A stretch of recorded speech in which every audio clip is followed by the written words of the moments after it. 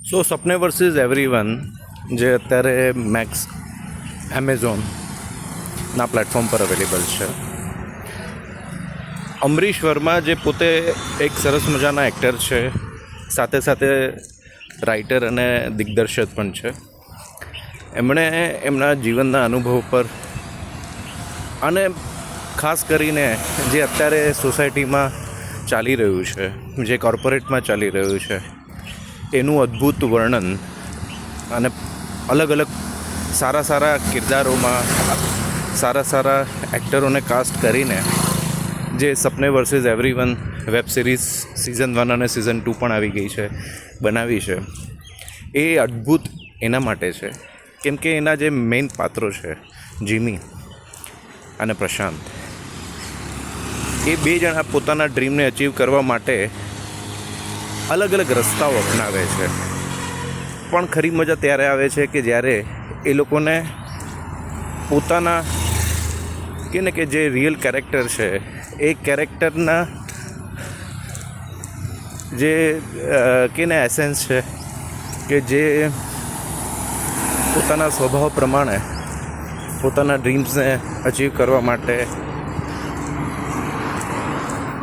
જે વાર્તાઓ અને જે કે શબ્દોનો ઉલ્લેખ કરે છે પોતાના પ્રોફેશનમાં, પોતાના પર્સનલ વર્લ્ડમાં, એનાથી એ લોકોના ડ્રીમ્સ અચીવ કરવા માટે એમને જે પડકારો મળે છે, એની આ સ્ટોરી છે. અને અંતે કઈ રીતે એ લોકો પોતાના ડ્રીમ્સને અચીવ કરે છે. ડ્રીમ્સ ફક્ત એક જ નથી હોતું, ડ્રીમ્સ ઘણા બધા હોય છે જીવનમાં.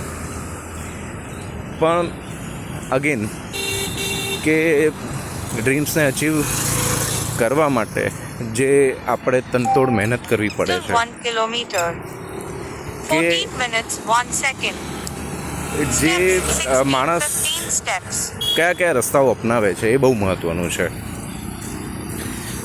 આપણને પણ કહેવામાં આવ્યું હતું કે આપણે આપણા જીવનમાં ડ્રીમ હોવા જોઈએ, અને એ ડ્રીમને અચીવ કરવા માટે એક સરળ રસ્તો હોય છે, જે શોર્ટકટ તરીકે આપણે જાણીએ છીએ, કે જેમાં અવરોધો ઓછા હોય છે અને ડ્રીમ સુધી પહોંચવા માટેનો સમય ઘણો જ ઓછો લાગે છે. એક બીજો રસ્તો છે જે કઠિન રસ્તો છે, પણ ઘણો લાંબો છે, જ્યાં ઘણા બધા અવરોધો આવેલા છે. એ અવરોધોને પાર કરીને, એનો સામનો કરીને આપણે આગળ વધવાનું છે આપણા ડ્રીમ તરફ, એને પામવા માટે.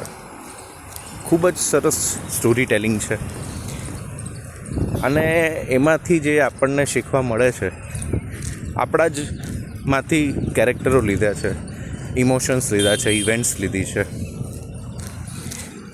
કે એક વ્યક્તિ ખરાબ જેને દુનિયા માને છે, તો એ ખરાબ એકચ્યુઅલી કોના માટે ખરાબ છે એ પાત્ર, અને એ જ ખરાબ પાત્ર જે સારું પાત્ર છે એને કઈ રીતે હેલ્પ કરે છે. આ સિરીઝ તમે જોજો.